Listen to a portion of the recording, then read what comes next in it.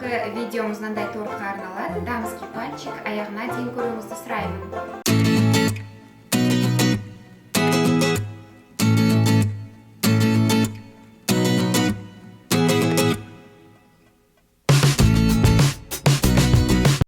Сәлем достар, ас әлеміне қош келдіңіздер. Менің атым Ақжарқын. Бүгін мен дамский пальчики тортын пісіремін. Арнадан алыстамаңыздар. Тортымызға керекті заттар: қамырына 300 мл су, 210 грамм ұн, 150 грамм сары май және 4 жұмыртқа және кішкене тұз қосамыз. Ал креміне сахарная пудра, сгущенка, сливки 33%, 500 мл кетеді және президент қаймағы 20%, бұдан 2 ас қасық қосамыз.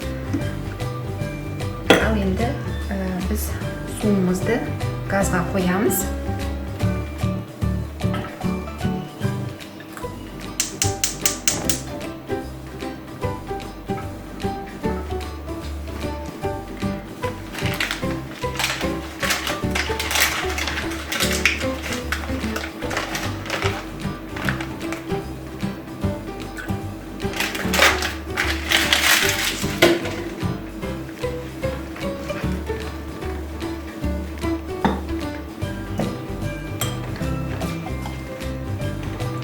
Кішкене тұз саламыз.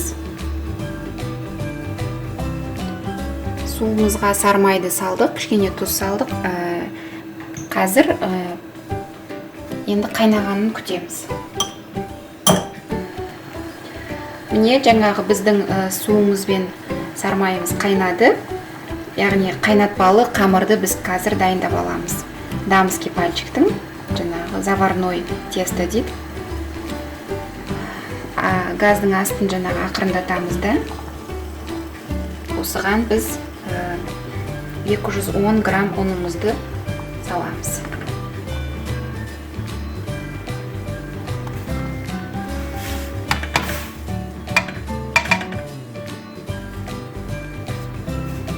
Ұнымызды салдық. Енді әбден суымыз тартылып кеткенше араластырып пісіріп аламыз.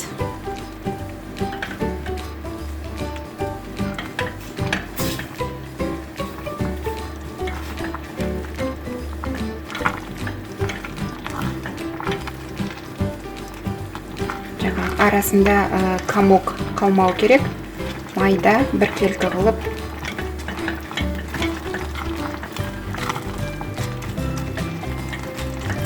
араластырып шығамыз.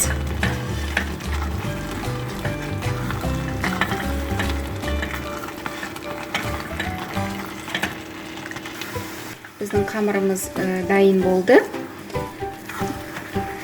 Енді қазір біз бұны басқа ыдысқа аударып суытып аламыз. Міне біз жаңағы ыстық қамырымызды салдық. Бұны тез суу үшін кішкене миксерлеп жібереміз.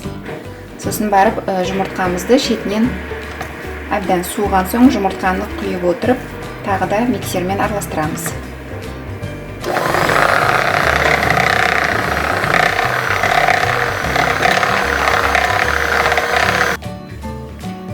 Біз қамырымызды әбден суығанша араластырып алдық, миксерлеп алдық.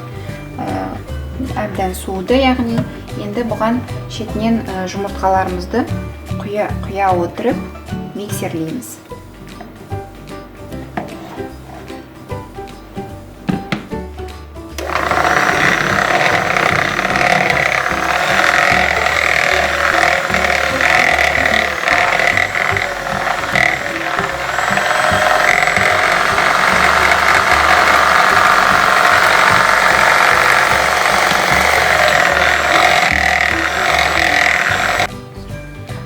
Достар, міне біздің қамырымыз дайын.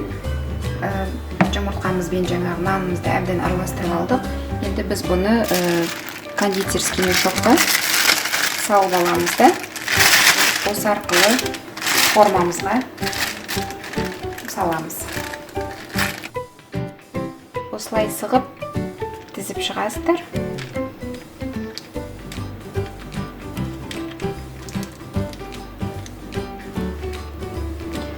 Ал достар, міне біз жаңа формамызға тізіп шықтық. Енді біз бұны 200 градуста қызған духовкада пісіріп аламыз. Бірінші жаңа қатты көтерілгенше 200 градуста ұстаймыз да, одан кейін градусын 180-ге азайтамыз. Яғни арасын пісіріп аламыз. Міне достар, біздің дамский пальчик тортымыздың заварная тестосы дайын болды. Қазір біз бұған енді кремінді дайындаймыз. Тортымыздың кремін дайындаймыз. Бұнда 500 мл сливки, және оған біз 2 ас қасық сахарный пудрамызды қосамыз.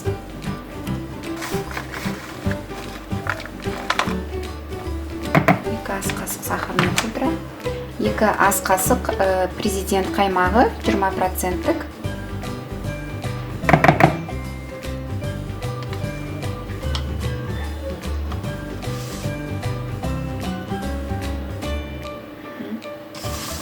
Және 3-4 қасық айналайын сгущенкасын қосамыз.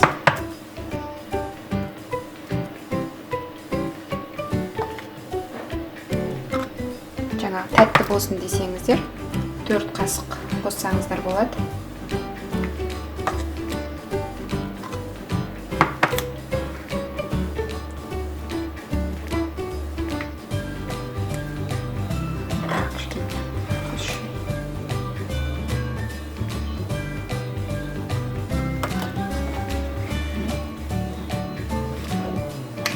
Енді біз кремімізді араластырамыз. Жаңағы өте қою қылмаймыз кремімізді.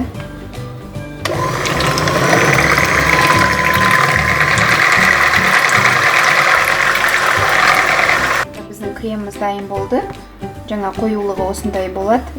Бұдан да қатты араластыра берсеңіздер, жаңағы миксерлей берсеңіз, бұдан да қоюланады, бірақ осы жаңа қоюлық бізге жетеді. Кішкене сұйықтау болу керек.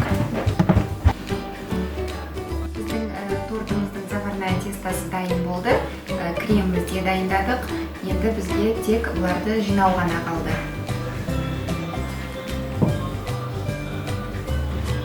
Бұлай ауната отырып,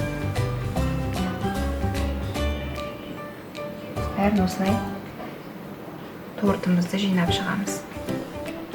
Менің тарелкам 4 бұрышты, яғни 4 бұрыштап жинаймын.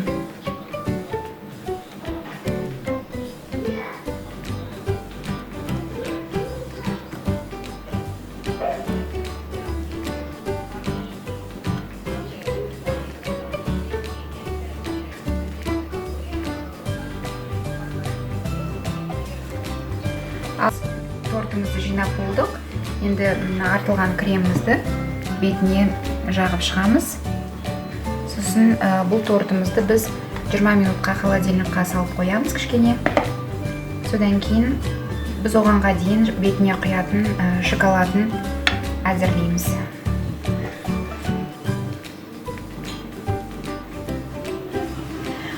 Бетіне шоколадқа жаңағы 50 грамм шоколад, 50 мл сливки және жарты шай қасық сары майымызды қосып әбден ерігенше водяная баняда ұстаймыз. Сосын торттың бетін сәндегенге жаңағы клубника, 3-4 дана клубника және 1 кивиімізді дайындап қойдық.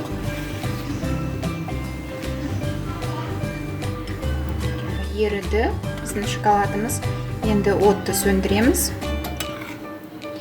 Оттан алып, бұны жақсылап араластырамыз. Шоколадымызды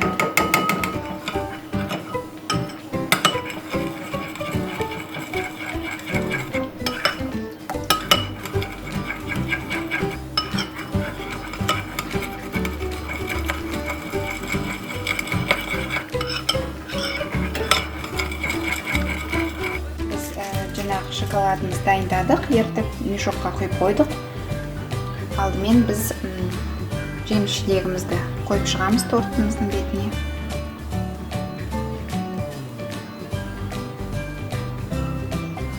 осылай сәндесеңіздер болады.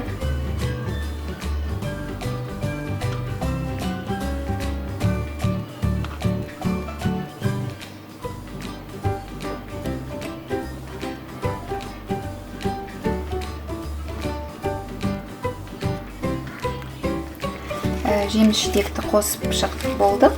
Енді мына ұшын кішкене кесіп тастаймыз. Ганажымызды құйып шығамыз.